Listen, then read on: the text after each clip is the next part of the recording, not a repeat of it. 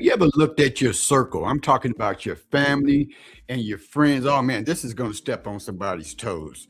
And you felt like you were on the outside looking in. We were told day one that blood is thicker than water, and good friends, they are the family that we chose.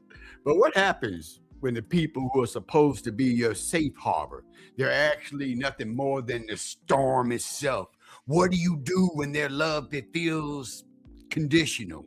Their friendship, it feels like a performance, and you have to lean on your own faith and have a positive mindset just to stay afloat. Oh my goodness. For many of us, this isn't a passing phase, is it? It's a daily reality. It's a thousand tiny little cuts. It's a dismissive comment from a sibling or a backhanded compliment from a quote unquote friend. It's that feeling of being constantly just misunderstood by everyone. This is the slow dawning recognition that you might be the designated scapegoat. That dynamic of I give and I take and you take, it is just not there. No reciprocity. How you become reluctant to even share your success because it get met with that woe is me mentality or fake smile. Do you get the feeling that they want you to do good? Yes, they do. Just never, ever better than them. Well, come on, cousins, and let's pod about In it. a world fraught with confusion, one man will break his silence.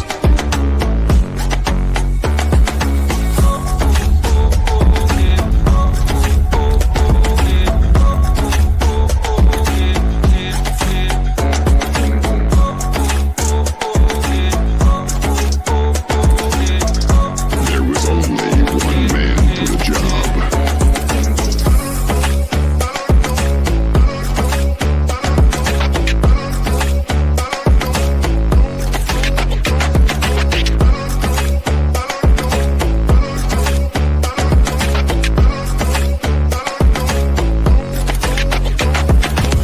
Come on, cousins, let's pod about it.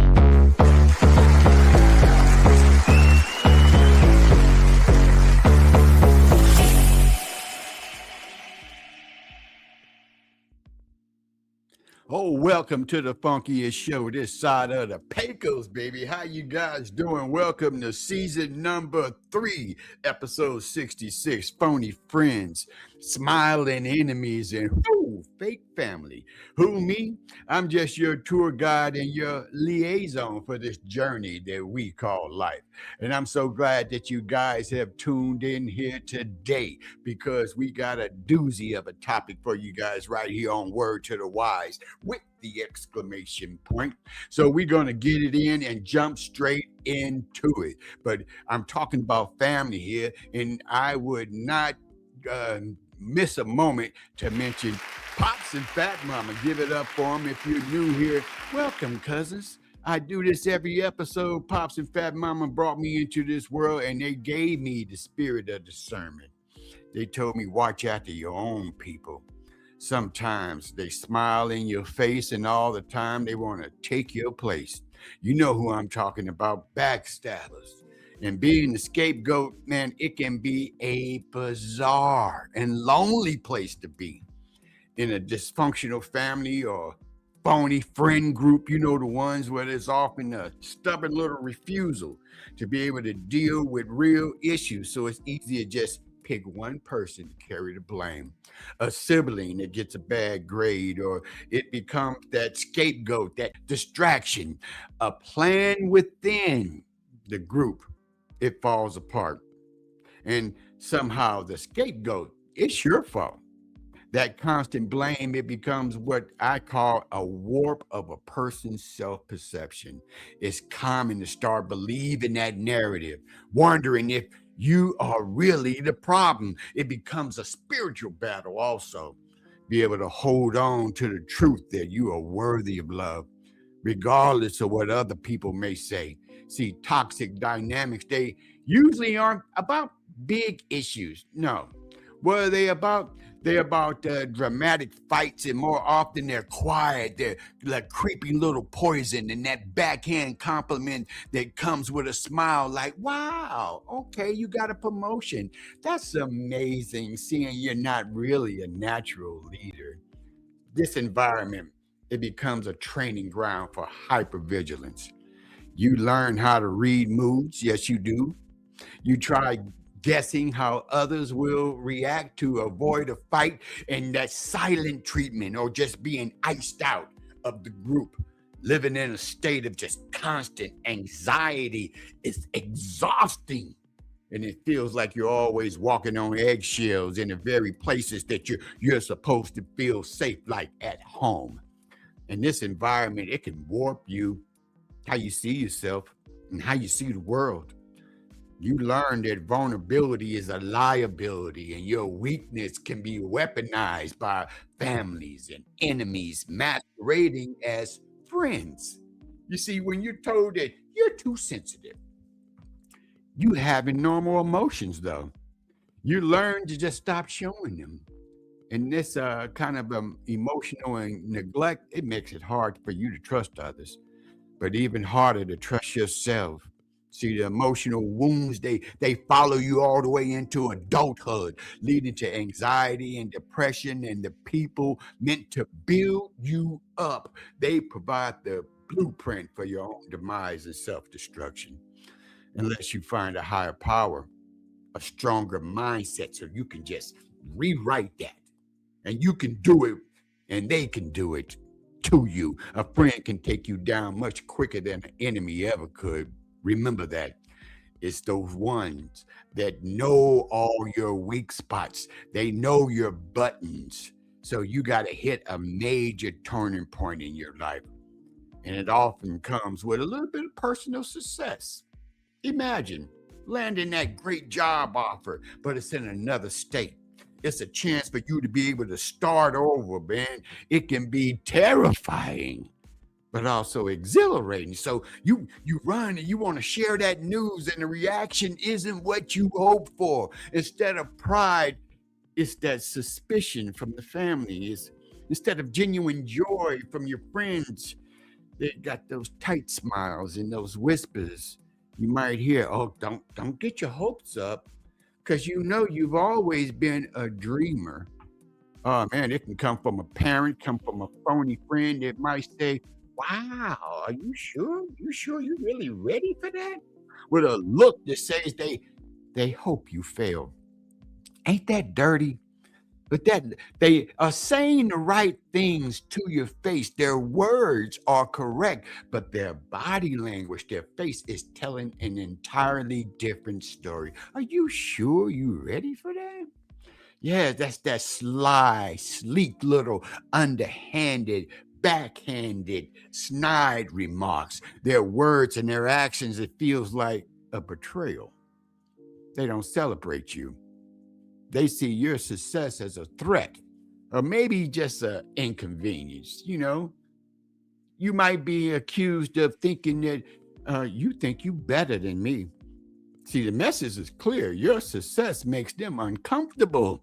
So it needs to be shut down. You start a business, you write a book, you begin an acting career, or launch your artwork or your modeling career, or go out and just trying to take your hobby, your sculptures, your woodwork that you do in the garage, and you want to start something, and you venture out there on your own, and you're ready, man. You're ready to conquer the world with the belief that your family and your friends, man, they got your back like vertebrae, and you know that they will support you, only to see empty chairs or total strangers cheering you on.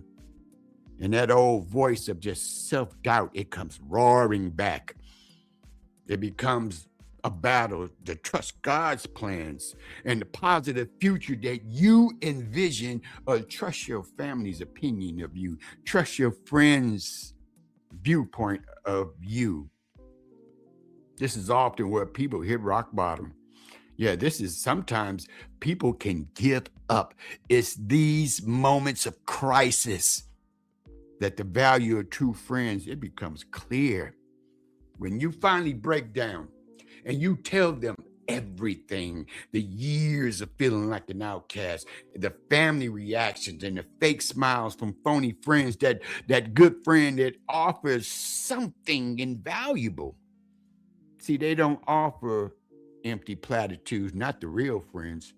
They see your reality and they validate it, and they suit up and they show up.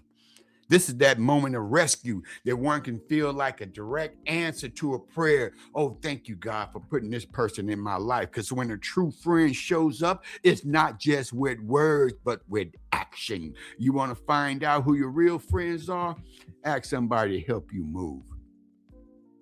Oh, my goodness. Oh, I can't do that. I'm busy. Oh, I haven't even told you when if we're going to do. I haven't even told you when we're moving. Oh, I'm busy the rest of my life. I can't do it. See, that's how they are.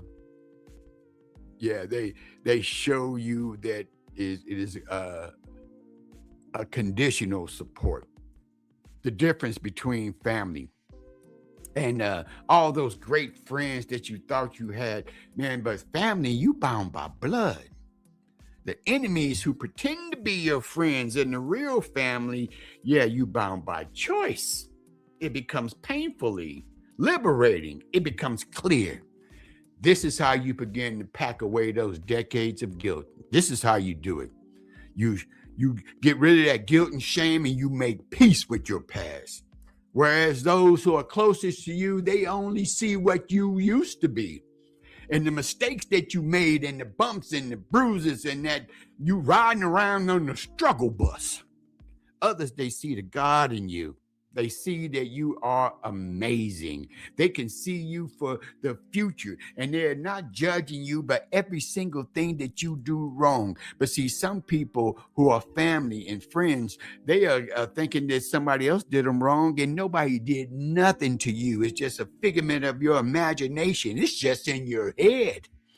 No, you got to take a look at yourself sometimes. Sometimes the issue is the man in the mirror. But sometimes those suspicions are true. So, who is your real family? Well, you got to find out. And all you got to do, start creating some space, creating a little bit of distance. See, it's the hardest and best decision for someone who's healing from a toxic relationship. If you can't fix the problem, remove yourself from it. That's what you got to do. And the first few months, hey, it can be a mix of feelings. It can be freedom and it can be fear. And it's a process of unlearning a lifetime of toxic conditioning. You learn to see yourself as God sees you. You see yourself as worthy and whole. And you have to teach yourself that it's okay to have needs and to be able to set boundaries without bracing for that ultimate punishment that's always lurking around the corner. You become clear that when you stop making phone calls, the calls dry up. People will act like you're an all-day sucker, and they will suck you down to the soggy white stick, baby. Yeah, they love you. Do they really love you? Or do they like what you can do for them, cousins? Come on, somebody. Help me out, family. Do they like the favors? Do they like what you can supply for them? I mean, if you were gone, would they miss you? Or, well, they probably miss you then. Well, let's see. Create a little bit of distance. Distance yourselves. It's about learning how to say no without any explanation. Just no. Nope, not doing it. And without that explanation, see, they want to dig deeper. They want to realize, okay, that's how you are. Yeah, because you love me only when I say yes. I don't have to engage in conversations or make another person feel worthless. No. It's a grieving process you're going through. You missed me, don't you? See, your real family becomes one that helps you build. The families that call you and those siblings, and you also have play cousins. You treat them like kinfolk. And then you have some kinfolk. Man, I haven't seen you in years, and you very seldom even think about me, and I don't think about you. But man, we probably need to get back together because it's the enemies out there. who are trying to tear us apart. Some people have separated relationships based on a lie. Sometimes the lie was told to them. Other times it was a lie that they told themselves.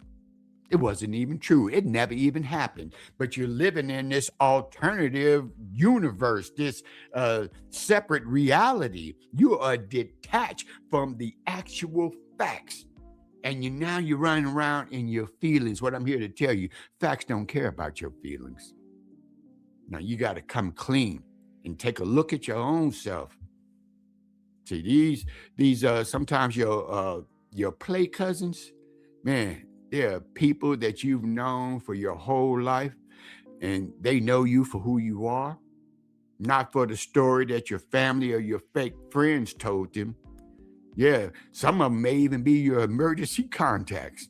They come to the holiday dinner and they'll answer the phone on them 2 a.m. phone calls. Have you ever called somebody when you were standing at the crossroads and they gave you the cold shoulder?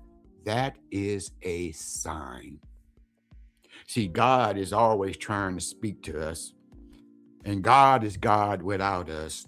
But God is not coming down to heaven and sitting on your couch and say, let me help you and let me explain it all to you and let me make it plain. No, he will send people.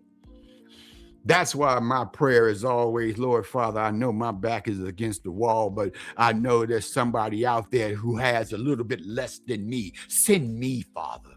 Let me be someone's mentor. Let me be someone's help. And let me be that person, that pillar, that example that they need, because I'm always looking for that somebody myself, Lord Father. Send me.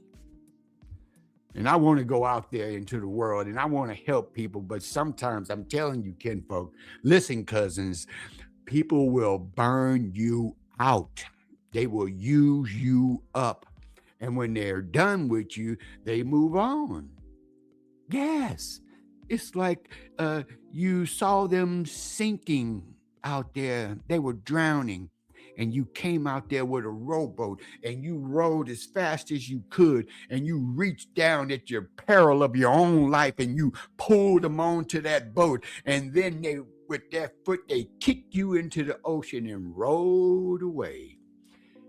Wow, I came to save you, but you left me out there. Left you high and dry. So let's break it down. Let's break it down to the last compound. And before we do, I want to let you know, can you support me just a little bit? I'm here. I'm doing my thing. And if you can, anything and everything would be appreciated. Word to the Wise podcast on Venmo, Cat Daddy in the mix over there on Cash App. You can catch me at Zelle, any one of these places. No love offering is too small and none is too big, because we all are dealing with some very, very big problems, aren't we? And sometimes all we need is just a little bit of help from our friends, or always depend on the kindness of strangers sometimes. Phony friends versus real family. Let's get into it. For anyone out there who has substituted your blood family for fake and phony friends, it's never too late for you to come back home. Don't let those leeches drive you away from your real folks, because they see you for what you can provide for them in the moment. And the minute you can't live up to their expectations, they'll move on, baby. Yeah, kinfolk. What have you done for me lately? That's the mentality that they'll have.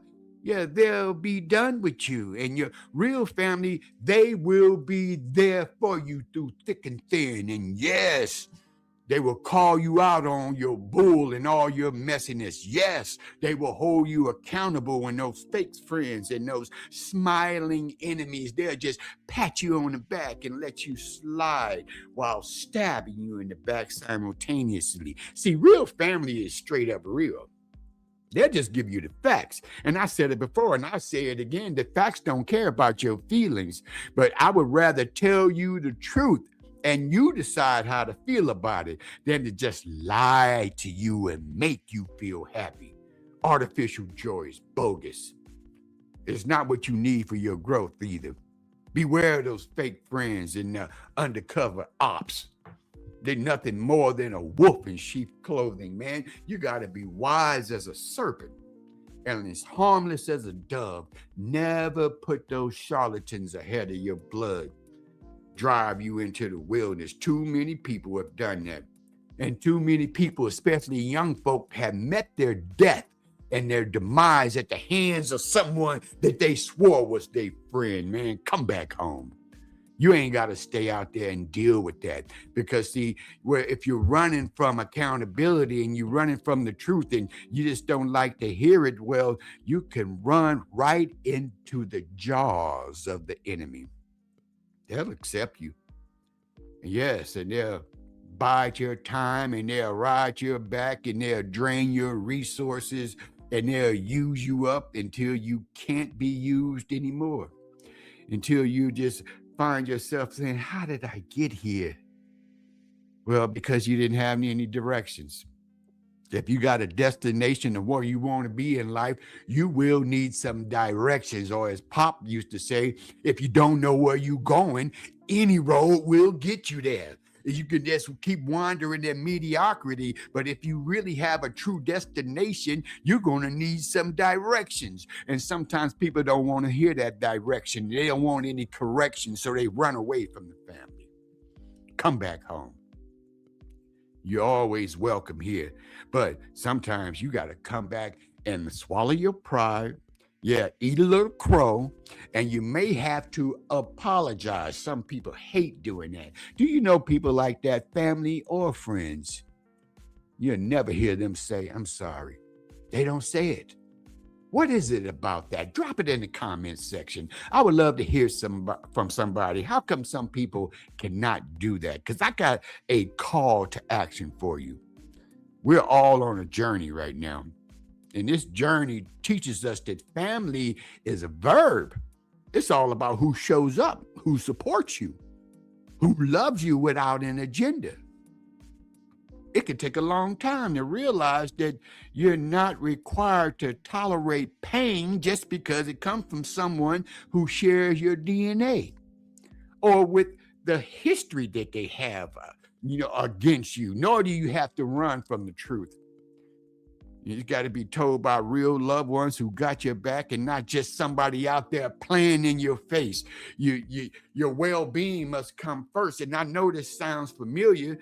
I'd be honored if you share your story in the comments. How have you dealt with phony friends and fake family? What has the idea of a chosen family meant for you? Let's build a space, you guys, right here on Word to the Wise podcast where we can indeed support each other. Because I'm just stopping by on my way to greatness to tell you that I love you, and I hope that you love yourself too. And if nobody else have told you that today, I'll tell you right here on the podcast, you are loved. But we were raised with the idea that blood is a bond. But it shouldn't be bondage. A friendship shouldn't be a performance. True family isn't something that you're born into. It's something you build. It's the people who help and heal and help you reflect on the best version of you. And they got your back sometimes when you don't even got yourself. For anyone out there who has felt like an outsider in their own home or in their own friend group, please know this, you're not alone. No, you're not broken either. Sometimes walking away from the storm is the bravest thing that you can do so you can finally find people who make you feel like sunshine, baby. If it's your blood is giving you that real and raw and realistic and unadulterated truth, and that's what you're running away from, then the family's not your issue.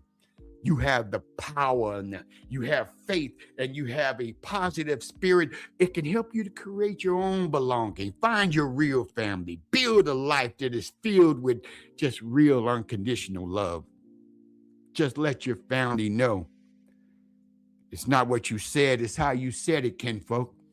Love does not boast, and envy does not keep records of wrongdoings, and love is kind, and love is patient, and love covers you covers up a multitude of sin. Yes, things will get tight, especially when the money ain't right. You know what I mean?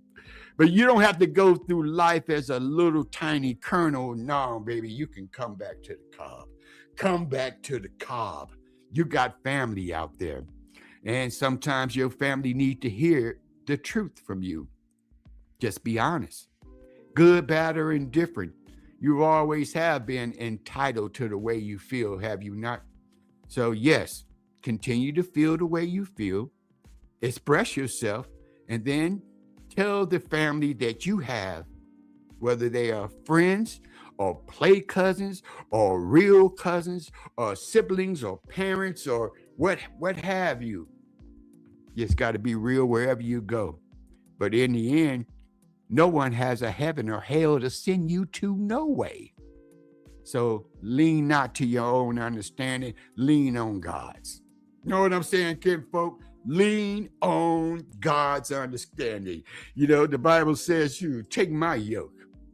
My burden is light. You know what they mean when they talking about a yoke? They're not talking about egg yolk. They talking about yoke, Y-O-K-E, where they put two oxen together. They put a big bull and a young, strong bull. They put an older one with a younger one, and they put them together. One got wisdom, one is wise, and the other one got strength. He is stronger than the older one, and the older one is smarter than the younger one. They yoke them together so they can be able to pull equally. That's what Jesus said. Take my yoke. Yeah, yoke up with me. Get yoked with me, because my burden is light. Yeah, put it on me. See, there are certain promises that are inside the scripture, and you can hold God to them. God, you said you was going to do this in your word, and you said that your word would never return to you void. So here I am, Father. I'm your favorite daughter. I'm your favorite son, and I'm asking you, Lord Father, help. That's how long your prayer got to be. One word. He already know your heart. Help. If you can say that, and if you can look up, you can get up. All right? I want you guys to enjoy this season number 3. Man, and I love for you to be able to like, comment, and subscribe as well. All right. My time is up. Yeah, I got your back like vertebrae. Keep doing what you're doing, because it's a jungle out there. Yes, it is. But just keep swinging like Tarzan, and just know that you are not alone. You ain't got to deal with phony friends and smiling enemies and all of them fake families that are out there. You can choose. But sometimes you got to choose to take care of yourself, and that means looking yourself in the mirror. All right, kinfolk, I'll see y'all later. Love, peace, and hot catfish grease. See ya.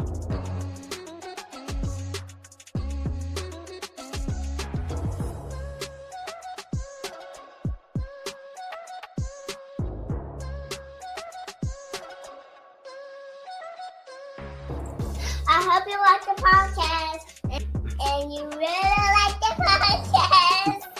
Come on, be serious. And you really like my podcast.